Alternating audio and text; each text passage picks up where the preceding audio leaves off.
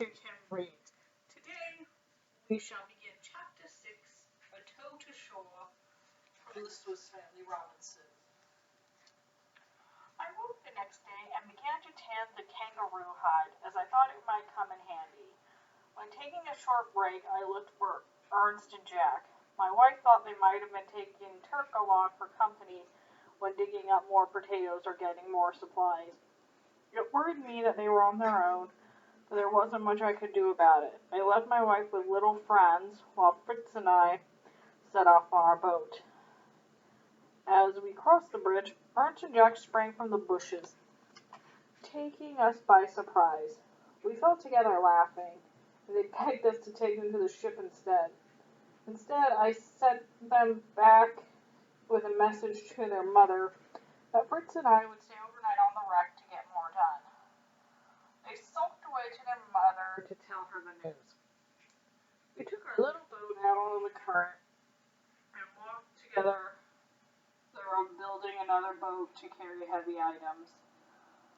Once at the wreck, we found the wood we would need for more building, the barrels and beams to make our large boat, and some empty chests that would make more for storage.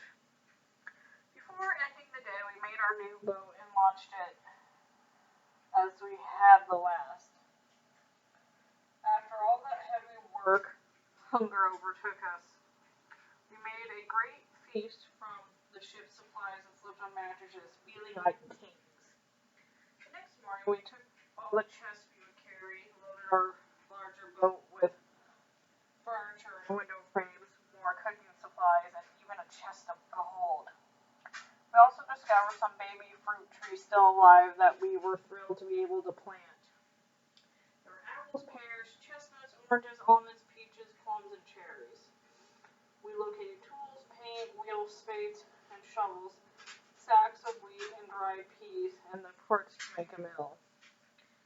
It seemed unbelievable that we had found so much, but we understood that it was all supposed to go to start a new colony before our wreck. Our greatest find by far were mattresses that we knew would make our family overjoyed. We counted ourselves lucky indeed. Fritz, remembering his shark, grabbed a ship's harpoon that he got ready just in case. And then, boats loaded, we were ready to set off. As we did, I heard Fritz calling from behind the sail. "Father," he called out, "steer this way quickly." I did as he asked, and suddenly felt the boat being pulled toward the shore. I looked around the sail to find an amazing sight. Fritz had managed to hook his harpoon on the shell of a sea turtle and was pulling us to shore with great speed.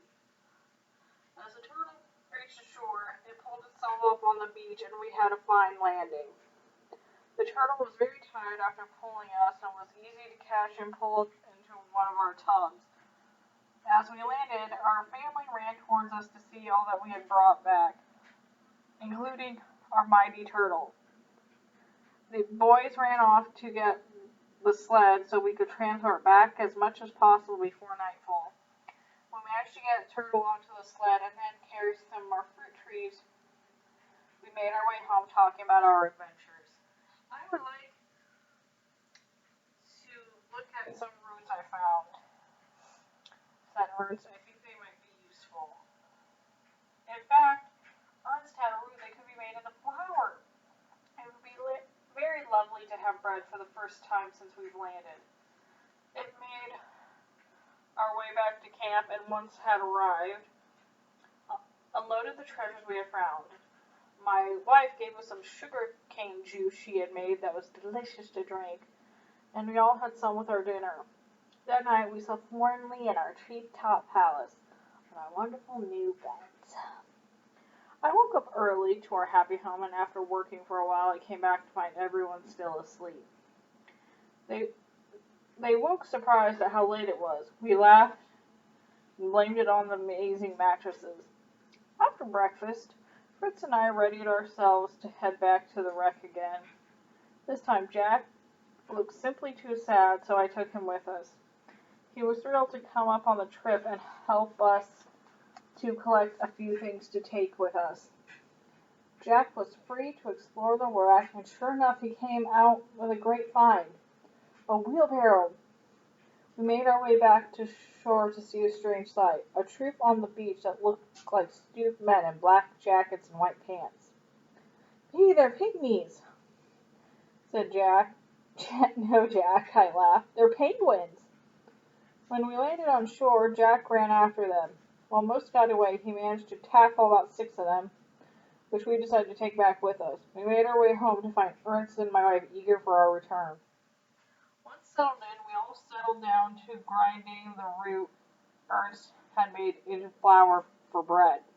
We grated it onto a sail and then squeezed the juice out of what we had ground until we had wet flour. When done, we stored it and planned to make bread the next day. In the morning, we added water and salt to the flour and put the mixture on a plate heated by fire, where it was baked as if in an oven.